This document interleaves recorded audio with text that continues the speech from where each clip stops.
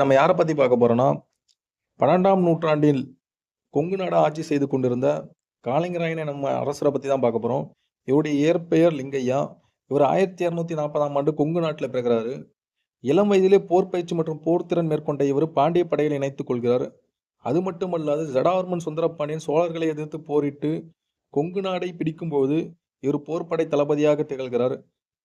பின்பு ஜடாவர்மன் சுந்தரபாண்டியனுடைய மகனாகிய வீரபாண்டியன் தலைமை தளபதியாக திகழ்ந்து பின்பு கொங்கு நாட்டினை ஆட்சி புரியும் அரசராக மாறுறாரு.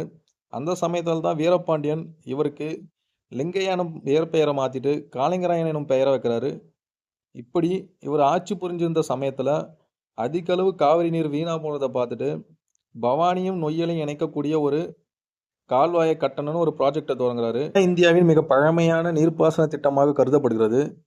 இந்த கேனல் இப்போ இருக்கிற பவானி ரிவரின் காளிங்கராயன் அணைக்கட்டு என்ற பகுதியில் தொடங்கி பின்பு நொய்யல் ரிவர் ஜாயின் பண்ணுற கொடுமுடி என்ற பகுதியில் முடிவடைகிறது.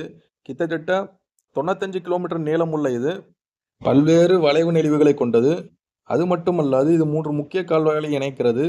அது என்னன்னா சுண்ணாம்பு கால்வாய் சூரியம்பாளையம், பிச்சைக்காரன் பள்ளம் கால்வாய் பிபி அகரம் மற்றும் பெரும்பள்ளம் கால்வாய் காரைவாய்க்கால். 1271 கட்டப்பட்ட தொடங்கியது 1283 கட்டி முடிச்சாங்க. இது மட்டும் அல்லாது இதுக்கு இடையில் காளிங்கராயன் அணைக்கட்டு என்ற ஒரு அணைக்கட்டும் இருக்கிறது. இப்படி 15,700 ஏக்கர் விவசாய நிலம் பயன்படும் வகையில் கால்வாயை கட்டி கொடுத்த காளிங்கராயன் அரசனை சிறப்பிக்கும் வகையில் 2017ஆம் ஆண்டு தமிழ்நாடு கவர்மெண்ட்டு ஒரு நினைவிடம் கட்டித்தராங்க. அது மட்டும் அல்லாது தை மாதம் 5ஆம் நாள் காளிங்கராயன் டேவா கொங்கு நாட்டில் செலிப்ரேட்டும் பண்ணுறாங்க. இது போல ஒரு வரலாற்று நிகழ்வை தெரிஞ்சுக்கணும்னா நம்ம சேனலை சப்ஸ்கிரைப் பண்ணுங்க.